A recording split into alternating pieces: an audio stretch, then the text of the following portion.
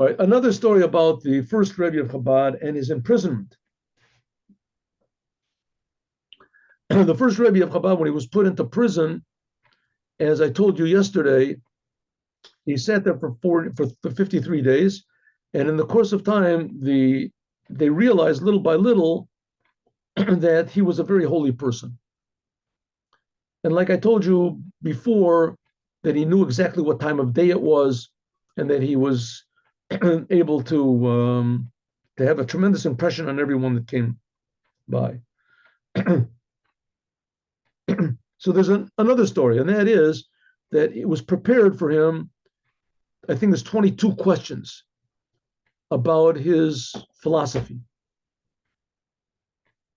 Because the people that opposed him, as they claimed that he was trying to make a rebellion against the government.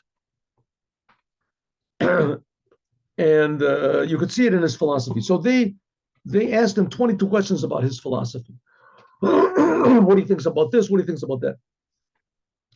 The last question they asked was, and he answered them all. He answered all the questions to their satisfaction. The last question they asked was that we see at the end of the first chapter of the Tanya. You write over there that non-Jews have no good in them at all. And everything they do is selfish. Ein lem tov klal. How can you write a thing like that? Our religion is just pure good. So it said that the Rebbe just smiled. He didn't answer. He just smiled. And they let him go. And eventually he became free. So the question is two parts. Why did he smile? What was he smiling about?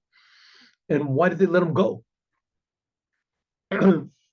So why he smiled, there's two explanations, and I want to give a third explanation, what I think. And two explanations. One explanation is that he smiled because he knew that they weren't going to be able to understand what he said. He knew they could not possibly understand what he said. And they let him go because they realized he was right. That he was right, that they couldn't understand what he was saying, and that there was no way that they could really judge him properly. And so they realized, but nevertheless, they realized it was good. That what he said, that the non-Jews have no good in them at all, that's a good thing. It wasn't intending to, how to say, mean that they should be cursed or something like that. Somehow or other, this was a good thing, and that they couldn't understand the good thing. They realized he was a good person, so therefore he smiled because he knew they would not understand, and they released him because they realized that he was right. That he was right.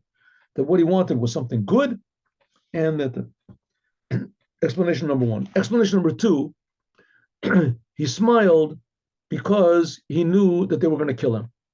He knew that this was going to anger them, and that he was going against the religion, and that it was a danger to them, and that those who accused him were right, and he knew that was it.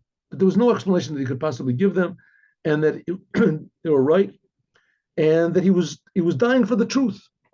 What he wrote in the Tanya was not just his opinion; it was the truth, and he was dying for the truth, and he was happy. He was dying for the truth. He was dying for Chassidut, for the truth. But it says that when a tzaddik does in the world, that it negates the decrees of God. It says that Hashem gozer b'tzadik mevatel. It says that, and simcha poretz geter, the joy that he had, that broke the decree. The joy that he had broke the decree, right? Which is a general lesson for us. If you're happy in a negative situation, at least in an internal way, positive, then that makes positive things happen.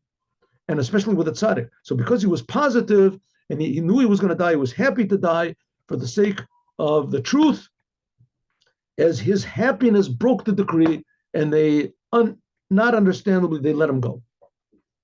Now I have my explanation, which you can take with a lot of grains of salt. And my explanation is like this. Why was he smiling?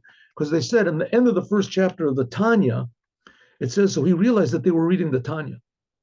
He realized that these non-Jews had read the Tanya, that the teachings of Chassidut had been spread into the minds of even these people. Now, these in Tsarist Russia, the intelligentsia, all the academics were priests. The religion, Russian Orthodox, ruled over every aspect of Russian society, especially in intellect. Right? They had their own ideas about science and about whatever. And so when he realized that these people, they read the Tanya, and he realized, oh, the Tanya is having an effect even on them. Whether they understand it, they don't understand it, but at least they're reading. And therefore he smiled. He was happy. He knew that his goal had been achieved, that his teachings were all. When they saw his happiness, that he was happy, they realized that obviously what he wrote was a good thing. It wasn't a bad thing. And so that combines with the two explanations previous, and therefore they let him go. The basic idea is two things. Number one, Chassidut is a happy thing. Number two, the non-Jews are also supposed to be happy.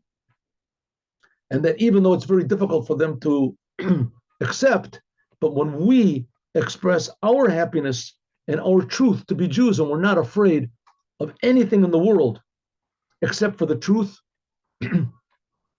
as then it changes the whole world. Then we become purveyors of truth and happiness to the whole entire world. And that's the purpose of Hasidut. That's the whole purpose of Chabad. And that's the whole idea, the goal of Mashiach. Have a good day with Mashiach now.